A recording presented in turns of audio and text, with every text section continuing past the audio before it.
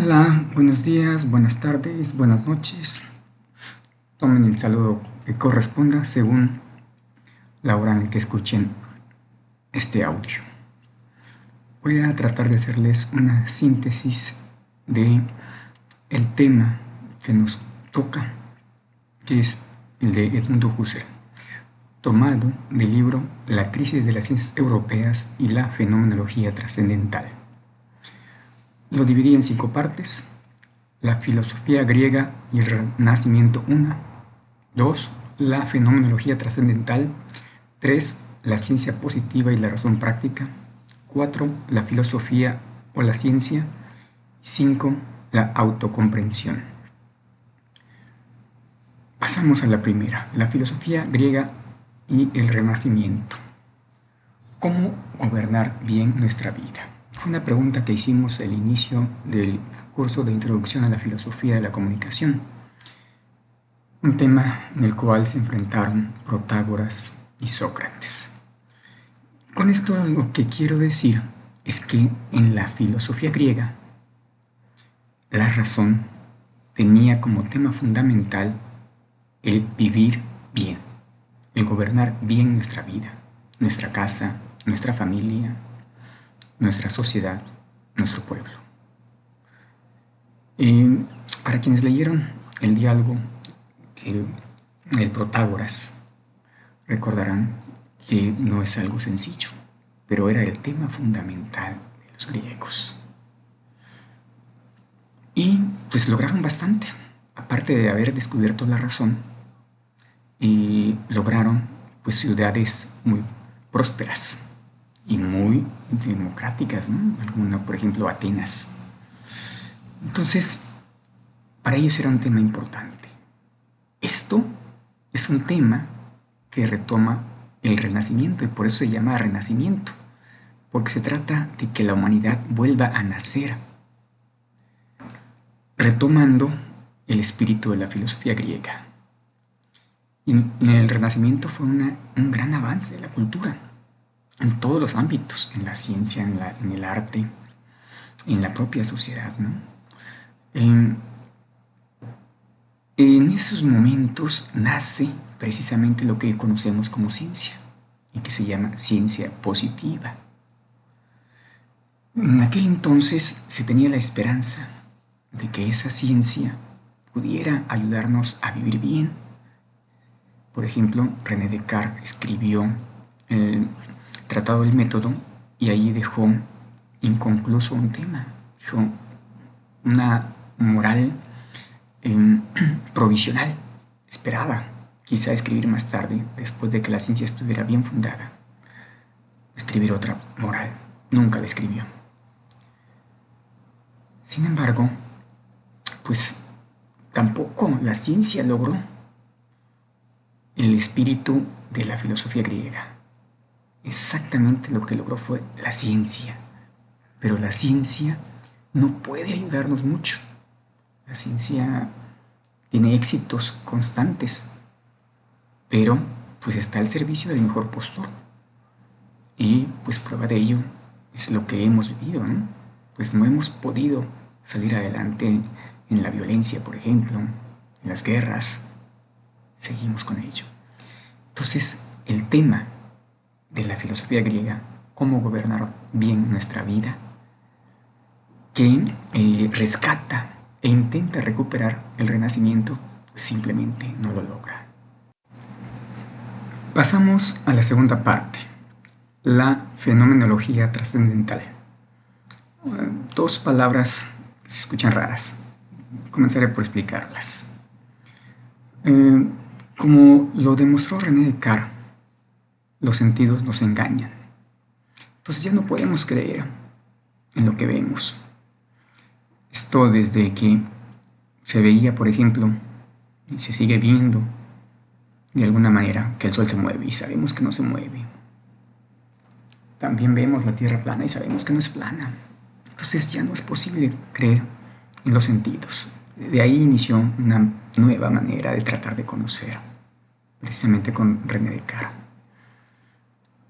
El trabajo iniciado por René Descartes culmina con Kant.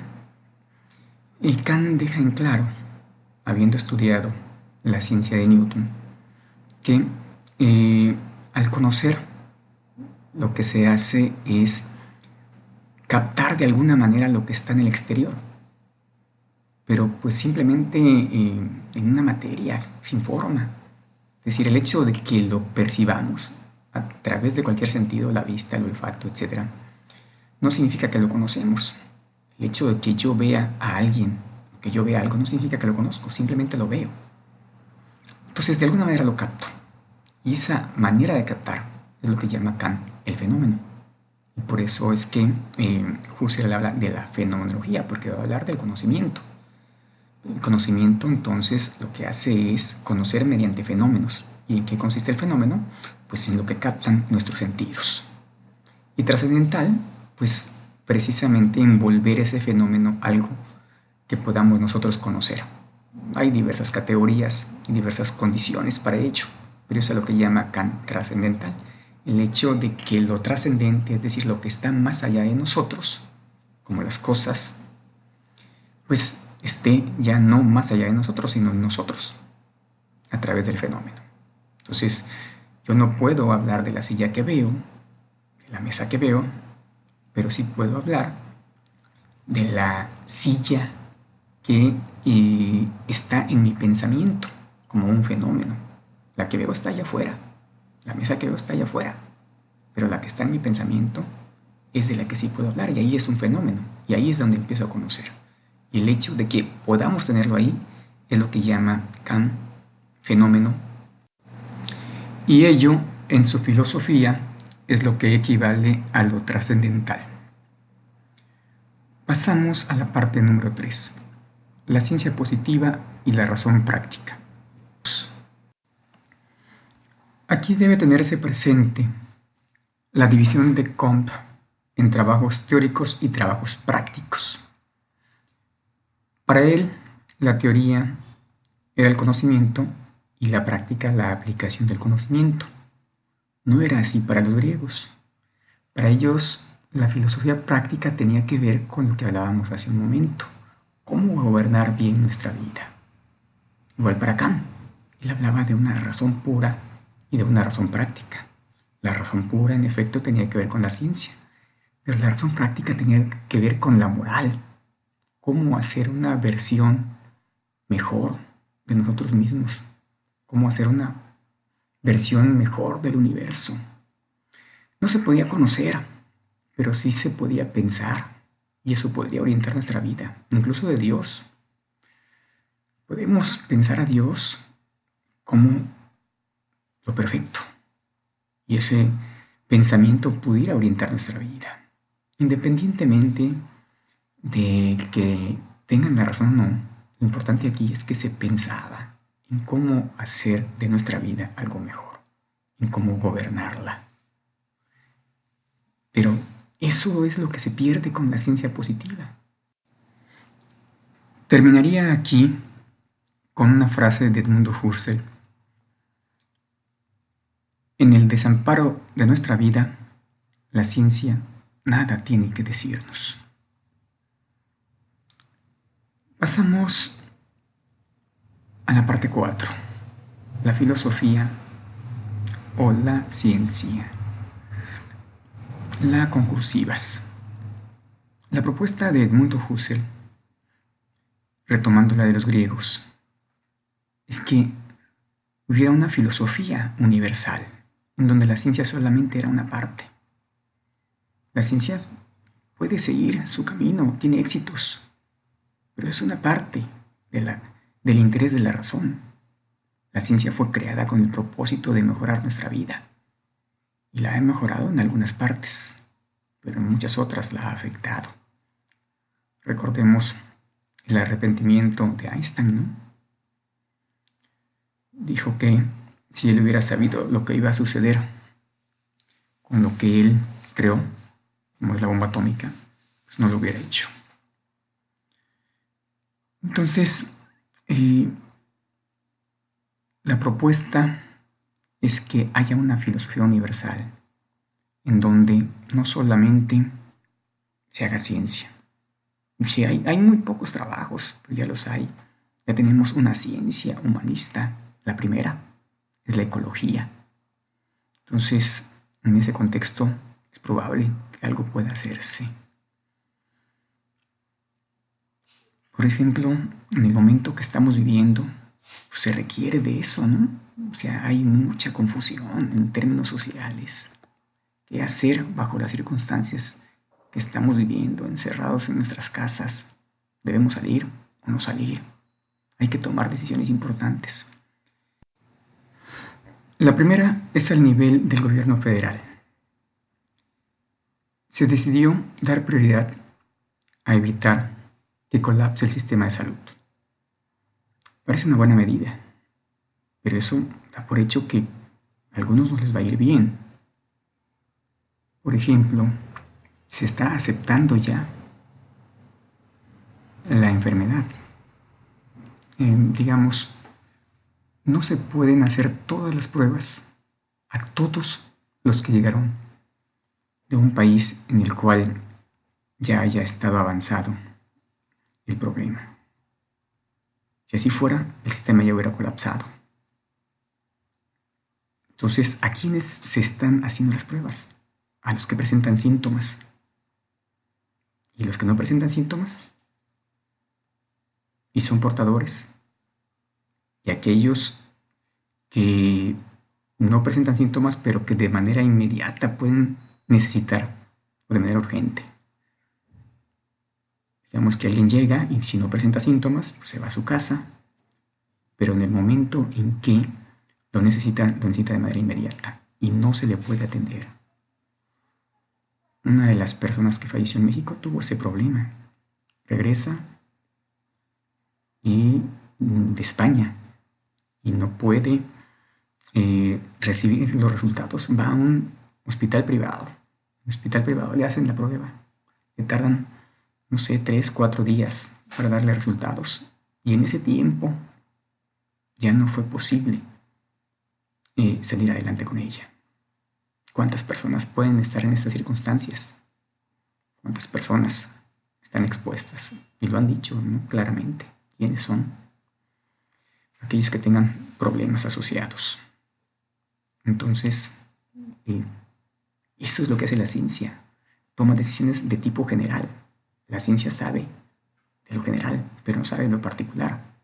Entonces, lo general que es salvar el sistema de salud, que no colapse. Desde luego, si colapsara sería peor. Pero no sé si eso sea lo mejor. Y de eso es de lo que se necesita reflexionar. Pues en este contexto podemos hablar de cómo requerimos de una filosofía universal que no solamente haga ciencia, sino que piense también en nosotros como humanos. Y de esta manera pasaríamos al último tema, el quinto, la autocomprensión, la cual también nos habla Edmundo Husserl. Y aquí podríamos hablar de una cuarta crítica quizá, en el contexto de Kant. Kant escribió 3 críticas: crítica de la razón pura, crítica de la razón práctica y crítica del juicio. La primera tenía que ver con la ciencia, la segunda con la moral y la tercera con el arte.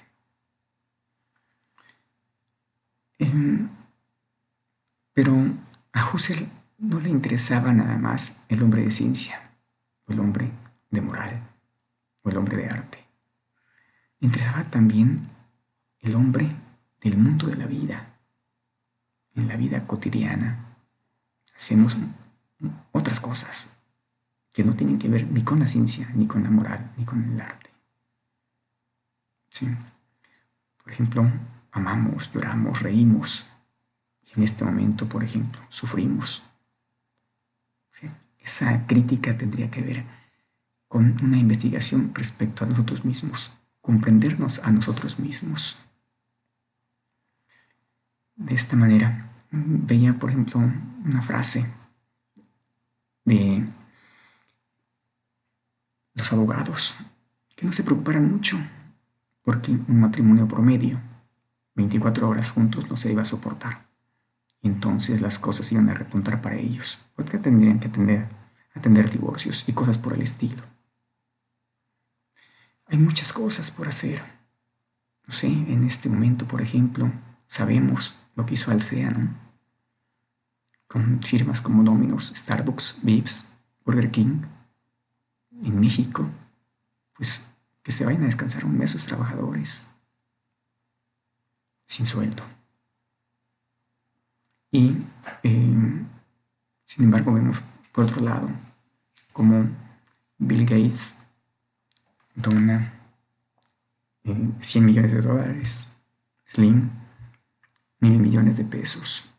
Por ahí veía una nota que también algo similar hicieron Messi, Ronaldo. Entonces, en este contexto, es difícil, pero hemos dejado de reflexionar sobre nosotros mismos, sobre quiénes somos, qué queremos, y nos hemos convertido en cazadores de objetivos, ¿no? Es decir, hay que lograr esto, lograr un carro, lograr una casa, y mientras tanto, ¿qué está pasando con nosotros? Lo olvidamos. Pocos hacen un alto en ese ritmo que llevamos. Quizá las circunstancias nos estén llevando ahora a esto. Vale la pena pensar y aprovechemos para pensar en nosotros. Pues ojalá que esto les sirva. Se los dejo ahí. Recuerden, pueden hacer todas las preguntas que quieran. Estoy a su disposición. Muchas gracias.